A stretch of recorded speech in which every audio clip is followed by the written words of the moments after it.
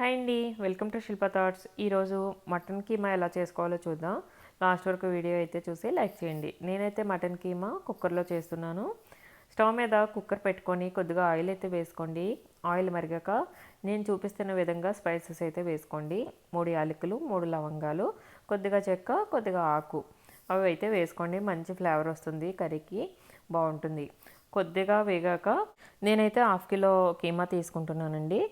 దానికైతే ఒక పెద్ద ఉల్లిపాయ సరిపోతుంది, లేకపోతే 2 చిన్న ఉల్లిపాయలైనా సరే చిన్న చిన్న ముక్కలుగా కట్ చేసుకోండి. ఆయిల్లో వేసుకోండి. కొద్దిగా కరివేపాకు కూడా వేసుకొని ఒకసారి వేపుకొని ఒక పచ్చిమిర్చి అయితే నిలువుగా కట్ చేసుకొని వేసుకోండి. ఇవన్నీ ఆనియన్స్, పచ్చిమిర్చి ఇవన్నీ వేగేలోపు మనం కీమా అయితే క్లీన్ చేసుకోవాలి. ఒక్కసారి కడుక్కోండి. కీమా ఎక్కువసార్లు కడిగితే టేస్ట్ పోతుంది.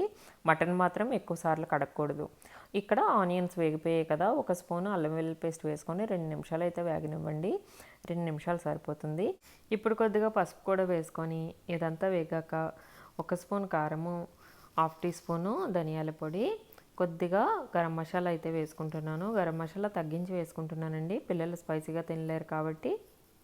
స్పైసీగా తినే వాళ్ళు అయితే కొద్దిగా గరం మసాలా ఎక్స్ట్రా వేసుకోండి, బాగుంటుంది, స్పైసీగా బాగుంటుంది అనమాట.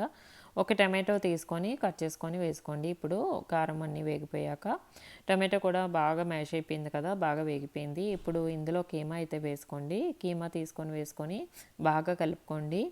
బాగా కలుపుకున్నాక ఇందులో నుంచి సిమ్లో పెడితే కొద్దిసేపటికి ఇందులో నుంచి వాటర్ వచ్చేస్తుంది అనమాట. ఆ వాటర్తోనే అలా ఉడుకుతూ ఉంటుంది కీమా అనేది. కీమా కుక్కర్ పెట్టకపోయినా నార్మల్గా అయినా ఉడికిపోతుందండి కొద్దిసేపు, కానీ నేను కుక్కర్లో చేశాను అన్నమాట, ఈజీగా అయిపోతుందని. ఈ వాటర్ అంతా వచ్చేసింది చూడండి బయటికి. ఇప్పుడు ఈ వాటర్ అంతా ఆవిరైపోతూ ఉంటుంది కదా దగ్గరికి, అప్పుడు మనము సాల్ట్ వేసుకోవాలి సరిపడినంత. సాల్ట్ ఎప్పుడు మటన్కి ముందే వేసుకోకూడదు, లాస్ట్లోనే వేసుకోవాలన్నమాట. సాల్ట్ వేసుకొని బాగా కలుపుకోండి. బాగా కలుపుకున్నాక ఇది కూడా వేగుతూ ఉంటుంది. ఇప్పుడు ఆయిల్ పైకి తేరుతూ ఉంటుంది. అప్పుడు కొద్దిగా వాటర్ అయితే యాడ్ చేసుకొని దాదాపు కప్పున్నర సరిపోతుంది అనమాట, మనం కుక్కర్ పెట్టడానికి సరిపడంత వాటర్ వేసుకొని బాగా కలుపుకోండి. బాగా కలుపుకున్నాక కుక్కర్ మూత పెట్టేసేయండి.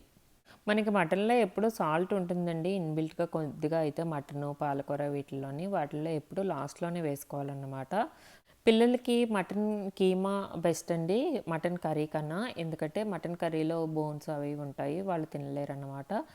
కీమా అయితే ఈజీగా వెళ్ళిపోతుంది, మనము తినిపిస్తుంటే వాళ్ళు తినేస్తారు కూడా. నేనైతే 4 విజిల్స్ వేయించుకున్నాక కొద్దిసేపటి తర్వాత ఇలా తీసేసరికి చూడండి ఎంత బాగుందో, చాలా బాగుంటుందన్నమాట. కొద్దిసేపు అయితే నేను సిమ్లో అలానే పెట్టుకున్నాను. కొద్దిగా ఆ వాటర్ అంతా పోయే వరకు చక్కగా నీట్గా దగ్గరగా అయిపోతుంది కదా, బాగుంటుంది కర్రీ అప్పుడే వాటర్ లేకుండా ఉంటే. ఇప్పుడు కర్రీ అంతా దగ్గర పడిపోయింది కదా, కొత్తిమీర అయితే తీసుకొని చక్కగా కట్ చేసుకొని ఇప్పుడు వేసుకోండి. కర్రీ దించే ముందు వేసుకుంటే బాగుంటుంది. వేసుకొని ఇప్పుడు దింపేసేయండి. చూడండి దగ్గరగా అయిపోయింది కర్రీ, చాలా బాగుంటుందండి. వేడి వేడి అన్నంలో కలుపుకుంటే ఇంకా బాగుంటుంది. మీరైతే ట్రై చేస్తారనుకుంటున్నాను. ఈ వీడియో నచ్చినట్టయితే మరి లైక్ చేయండి, షేర్ చేయండి, సబ్స్క్రైబ్ చేయండి.